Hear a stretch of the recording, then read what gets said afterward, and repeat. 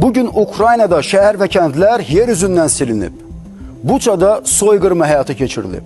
Ukrayna xalqı bəşəriyyətin üzləşdiyi ən ağır humanitar böhranlardan birini yaşayır. Yaxşı, bu müharibədə udan varmı? Xeyr, olmayacaqdır. Artıq insan resursları belə tükənir. Və bugün Rusiya miqrantları müharibəyə göndərir. Məcburən. Getməyənlər hədələnir, onların ailə üzvləri və yaxınları təhdid edilir, döyülür, hətta öldürülür də elə Səfərovlar ailəsi kimi.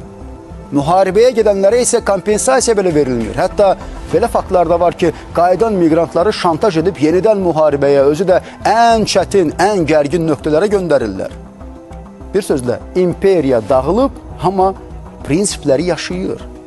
Lakin Kreml rəsmiləri bir qədər yaxşı düşünsələr görərlər ki, 70 illik imperiyanı dağıdan da eləməz həmin prinsiplər oldu. Odur ki, ehtiyatlı olun. Bu prinsiplər regionda onsuz da dostu və müttəfiqi qalmayan Rusiyanı da çöktürməsin.